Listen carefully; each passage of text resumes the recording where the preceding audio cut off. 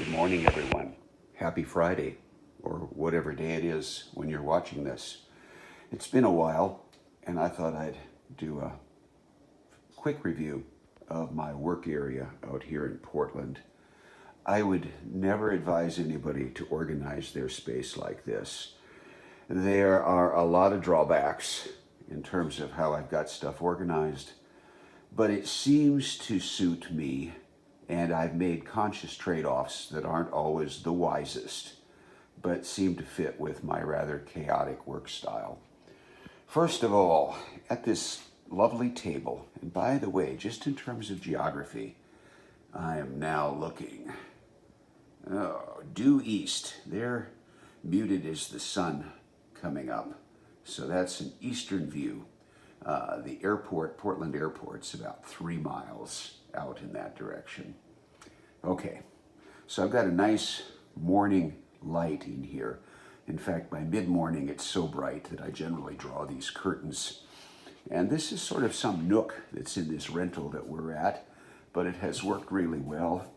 It's about 15 feet from here to the wall, and at the widest spot, about 9 feet under the table there, to that wall about 9 feet, and the narrow part is about 6 feet. So I've got a decent amount of space. Terrible lights, which is why I really don't work at night, and I haven't bought any high-powered lights for here. But back to the table.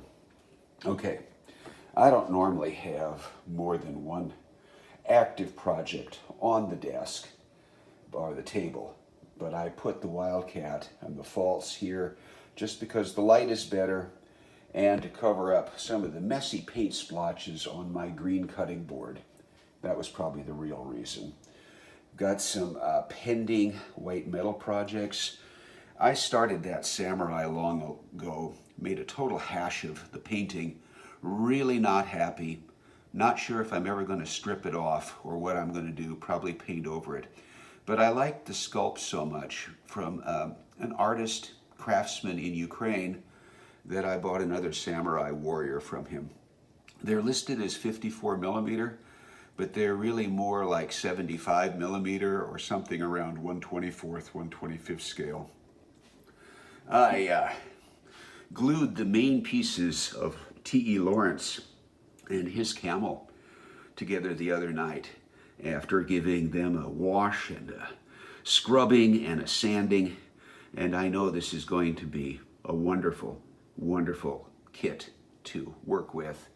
The sculpt is just excellent. I haven't really succeeded in painting horses to date. I'm not sure why I think I can paint a camel, but nothing ventured, nothing gained.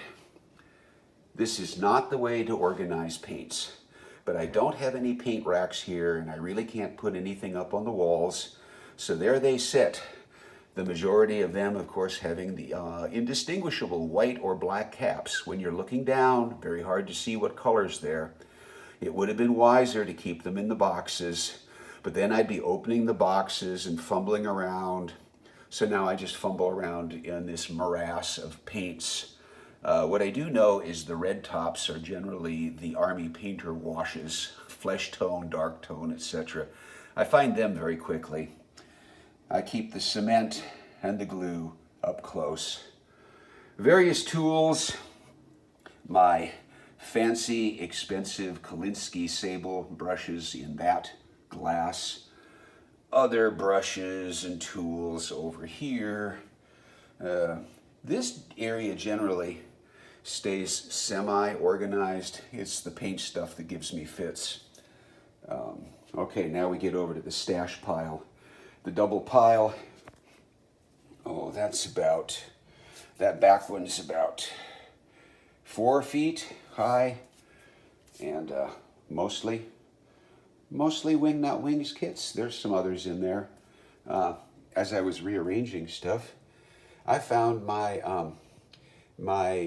all PE, or almost all PE parts, Fokker DR1 by Edward, which makes just an amazing model if you can figure out how to bend photo etch parts. So I bought this fancy tool. I don't know how that red overspray got there. I really haven't learned how to use the tool. I really should, because I bought it specifically for that model. Yeah, a few other kits down here. Some of those are empty boxes, some are not. Slot cars in there, the 2 or 3 that I brought out to Portland with me.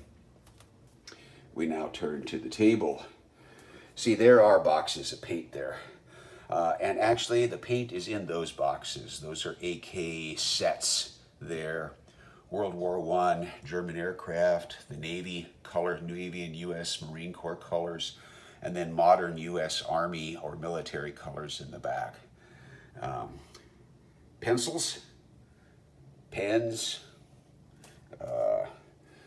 I like to use rattle can primer, and it's not as, doesn't have as much finesse as using varnish through an airbrush, but I save myself the cleanup. So I buy lots and lots of Tamiya clear varnish in gloss, semi-gloss, and flat, and use those at least during the summer and spring months. I've got an Army Painter wet palette, so I'm always buying stocks of Army Painter paint, paper, probably because I'm too lazy to just cut it out of parchment, but I really like replacing those pads in the wet palette, and you get these packs that are good for the task. Invaluable brush soap. You got to use it, you got to have it, especially if you have expensive brushes. Why pay a small fortune for a Kolinsky sable brush if you're not going to baby it and clean it with lovely violet scented paint brush soap regularly? And then we get down to, well, there's a big huge box there about 5 feet long. I got into that acquisition of humongous models stage. That's next year's 2023's project, the German U-boat. And on top of it, yes, where are they? All my boxes of figures, both those completed and sitting in boxes waiting for an airplane to be built, and those in progress, some of them sitting outside the box. Those are Perry miniatures, I think, if memory serves me correct, or maybe Warlord. Anyway, they're 19th century cavalry. And then we've got another box of, this is the one of resin figures from my favorite manufacturers, To Be Started.